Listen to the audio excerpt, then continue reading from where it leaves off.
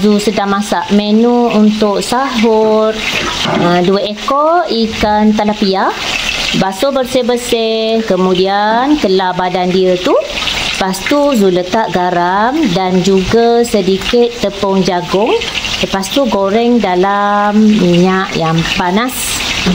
Minyak mesti betul-betul panas, kalau tidak dia melekat. Panaskan minyak sementara ikan ni masak. Zu akan masak rempah untuk ikan ni. Zu nak masak ikan tilapia 3 rasa. Panaskan minyak, kemudian masukkan bahan-bahan. Setelah minyak panas, Zu tumis bawang merah, bawang putih, cili hijau, cili merah. Zu guna cili hidup yang segar, bukan cili kecil tu ya, yang tu pedas. Lepas tu Zu letak juga sebatang serai. Zu blend semuanya. Zu masukkan juga cili kering ataupun cili boh 1 sudu.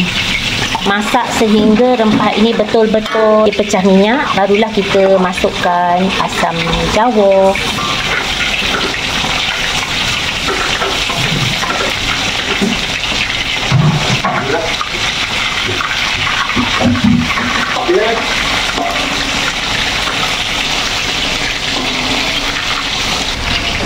Bismillah, masukkan bawang holland yang telah dipotong. Bismillah, air asam jawa. Masukkan juga daun ketumbar. Daun ketumbar ni dia bangkitkan lagi bawang ni akan 3 rasa. Okey, sos cili, sos tiram,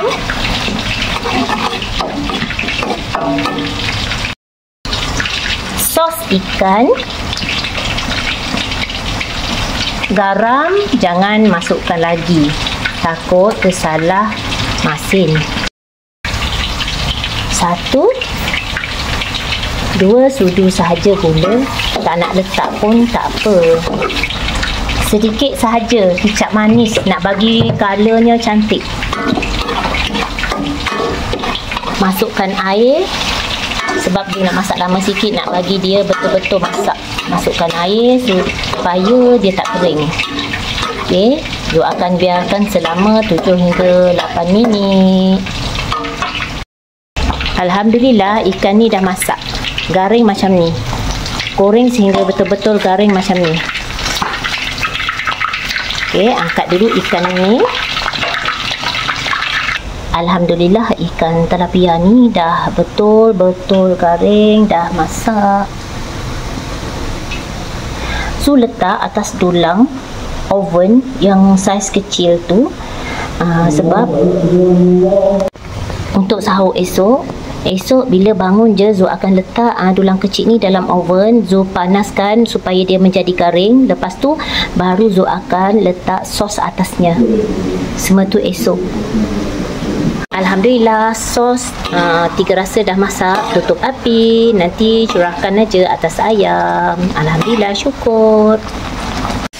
Okey, mula-mula tadi Zu panaskan ikan tu dalam oven. Lepas tu Zu panaskan dia punya kuah tu, Zu curahkan aja.